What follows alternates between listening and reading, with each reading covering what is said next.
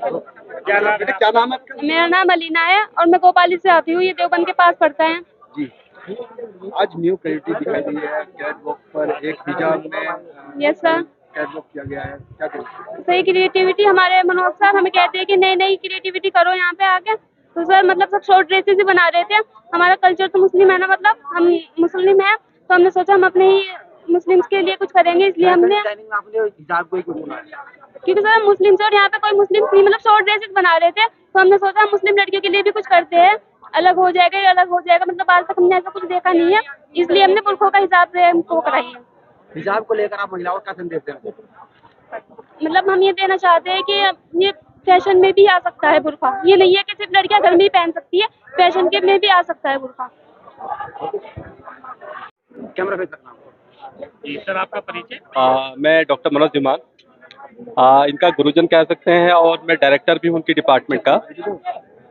चक्कर क्या है कि मुस्लिम परिवारों में कहीं ना कहीं ये रहता है कि नहीं, महिला को आगे नहीं आना, जबकि हिजाब इनका बहुत बड़ा परिधान है जो उनके कॉन्फिडेंस को बहुत आगे लेके जाता है कि हम भी कुछ कर सकते हैं। काफ़ी मेहनती लड़कियां हैं, मतलब काफ़ी दूर दराज से लड़कियां आ रही मेरे यहाँ पर, लेकिन उन्हें सोचा कि हमें भी कुछ करना चाहिए, मैसेज देना है लोगों को कि फैशन में ये जरूरी कि फैशन को मुस्लिम से ना जोड़ा जाए, मुस्लिम को हिजाब के माध्यम से जोड़ा है इन्होंने, जो कि इनका पर्दा भी है। और आज देखिए पूरे वर्ल्ड में अगर हम जाए, सऊदी अरेबिया जाए, ईरान जाए, कुवैत जाए, तो हिजाब को लेकर के आज बहुत सारी संभावनाएं हैं, बहुत सारी अपॉर्चुनिटीज़ भी हैं, जहाँ पे हिजाब के स्पेशली डिज़ाइनर्स होते हैं। अबाया के स्पेशल डिज़ाइनर्स की कॉल आती है हम लोगों को कि आप भेजिए, हम इनको मौका देंगे। एक तरफ हिजाब को लेकर प्रदर्शन किया जाता है, उसको रोकने के लिए लोग की बात कुछ कर काफी कंट्रोवर्सी में रहा है हिजाब कर्नाटक की तरफ सर, अगर हम बात करें, देखिए एजुकेशन में किसी चीज़ को लेकर के स्पेशली हम धर्म को विशेष को नहीं दे सकते, चाहे वो हिंदू हो, मुस्लिम हो, सिख, ईसाई है, एजुकेशन बराबर है। वहाँ भी विशेष धर्म को लेकर के हम उसको इंडिकेट नहीं कर सकते कि भी हिजाब जरूरी है। हालांकि मैं तो बिल्कुल भी नहीं कहता कि आप हिजाब पहन के आइए, आप ओपन रहिए, अपनी पढ़ाई को लेकर के आगे बढ़िए आप, ना कि हिजाब को लेकर के, जो कि एक मैसेज दे सके पूरे वर्ल्ड को। जी, कैटवॉक में क्या मुस्लिम लड़की इसमें पार्टिसिपेट किया है? नहीं, सभी धर्म की लड़कियां हैं, चाहे इसमें मुस्लिम हो, चाहे इसमें हिंदू हो, सिख हो, ईसाई, सभी कर रहे हैं। किस तरह का मैसेज देना चाहते हैं? भाई मैसेज तो मैं कहता हूँ कि देखिए लड़की बहुत आगे जा चुकी हैं अब, और वो लड़कियां पढ़ाई के साथ साथ अपना जो टैलेंट है उसको भी शोकेस कर रही हैं। देखिए हम कुछ कर सकते हैं, वो कर रहे हैं, बहुत अच्छा कर रहे हैं लोग। इन्हीं को लेकर मुस्लिम लड़कियों को आपने हिजाब मुस्लिम को लेके इसलिए क्योंकि उनका धर्म कहीं ना कहीं रहता है कि पिछड़ा अपने मानते हैं, मतलब आप पिछड़े नहीं हो, अभी आप बराबर के साथ खड़े हैं। अब साथ जब लड़के मेरे हिंदू भी है, मुस्लिम भी है, तो आप पीछे क्यों? तो ये लोग आगे आए, हिम्मत वाली बात है। काफी अच्छा काम भी किया, काफी अच्छी शोकेस किया उन्होंने हिजाब को लेकर के, जो कि फर्स्ट टाइम है यहाँ पर, तो बहुत अच्छा लगा मुझे तो। और आप लोग सहयोग देंगे तो और भी आगे बढ़ेंगे वो लोग। Okay, welcome, thank you so much. देखिए, जो श्री राम कॉलेज में ये फैशन शो हुआ है, हमें उससे कोई एतराज़ नहीं है। हमें जो एतराज़ है वो इस चीज़ को लेके है कि उन्होंने बुर्के को लेके भी फैशन शो किया है, जबकि हम ये कहते हैं मज़हब इस्लाम में बुर्का जो है सिर्फ पर्दे के लिए इस्तेमाल किया जाता है, ना कि फ़ैशन के लिए। बुर्का फ़ैशन से अलग आता है। फ़ैशन जो होता है वो कपड़ों का होता है, आप कपड़े नए नए डिज़ाइन में सिलवाइएगा, उनका फ़ैशन दिखाइएगा।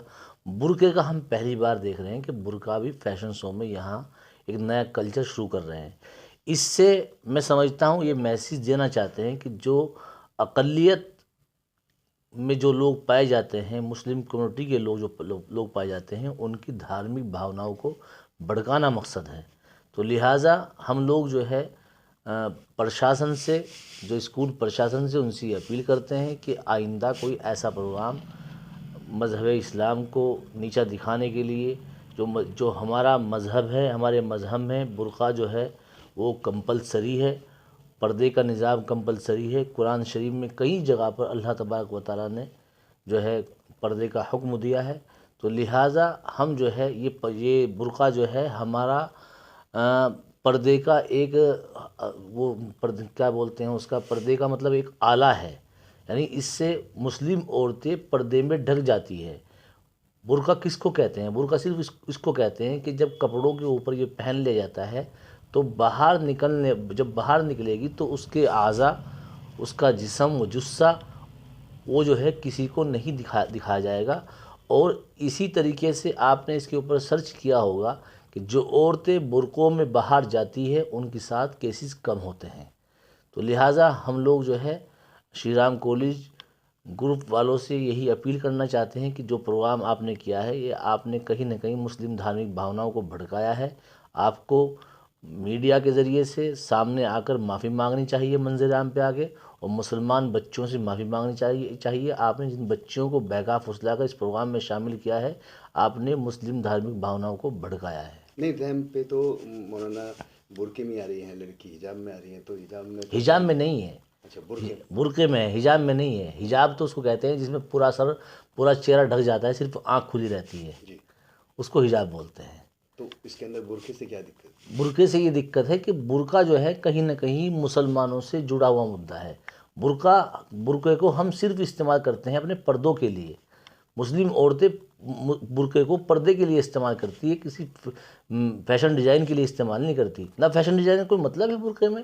برقع اس لیے بنایا جاتا ہے تاکہ عورتیں محفوظ رہے.